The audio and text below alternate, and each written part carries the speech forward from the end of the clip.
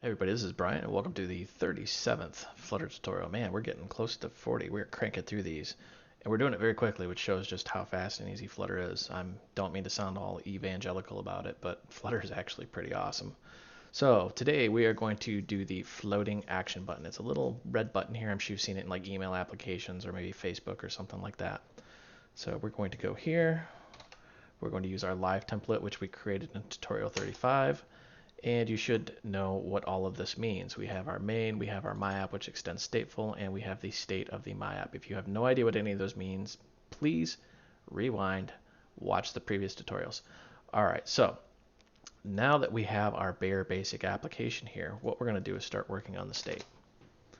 So we're going to say string, whoops,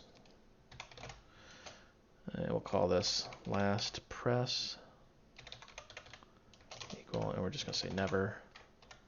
So what we're going to do is really just print on the screen when they actually press the button. So let's get this in here and we'll say last pressed.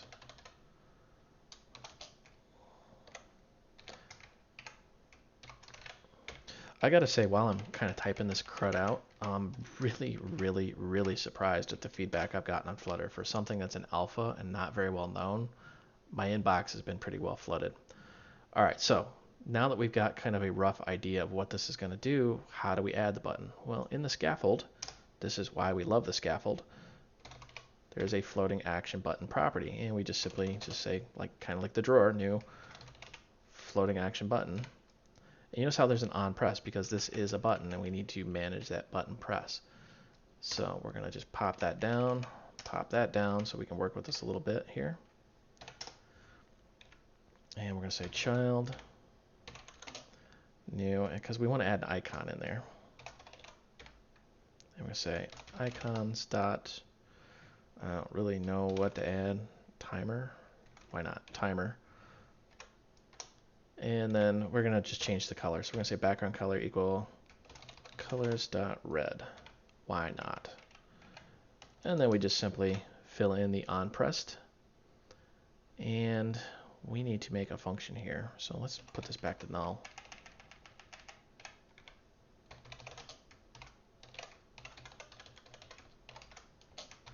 And this is where the magic's really going to happen here. We're going to say print, just for debug purposes.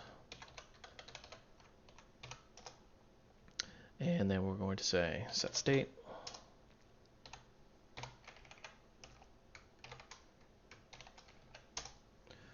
And we're going to say date time, current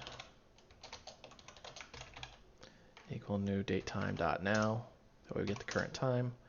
And then we're just going to simply say last press equal current dot toString. Just raw unformatted toString. There we go.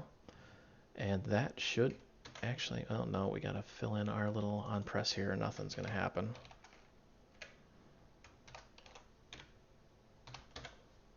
And voila, we will run this in our emulator here. Pull our emulator over while this is loading. And this should work without any problems. So one thing that I really love about Flutter while this is loading, and it seems like the more I do these tutorials, the more I fall in love with Flutter, is that it's very streamlined, it's very easy to use, it follows a very simple design pattern. You notice almost every single tutorial has followed a similar design pattern to the point I actually had to make a live template. So here's our button, and we click it, you can see there's our last pressed, and there's pressed. One thing I haven't figured out how to do, and I see this in my email program, is you should be able to click and drag that around the screen to reposition it. So if there's an element here on the screen, you need to tap underneath it. Haven't quite figured out how to do that. That may be a future tutorial. I'm sure it's a simple animation or something. They seem to have thought of everything with Flutter. So anyways, that is the floating action button. Very simple, very easy to use. If you found this tutorial helpful, the source code for it and all other tutorials is out on my website, voidrumps.com. There's a link right out to GitHub, and you can just crack that open, and it takes you right out to the tutorials. Also, if you're so inclined, be sure to join the Voidrumps Facebook group. There's 1,700 and growing other members out there. We can help you with all, I mean, not just Flutter, but I mean all different languages. And last but not least, if you're still watching, this site is 100% funded by your donations. That's why I do not have annoying advertisements in the videos.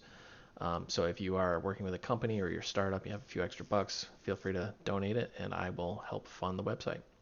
That's it. Thank you for watching.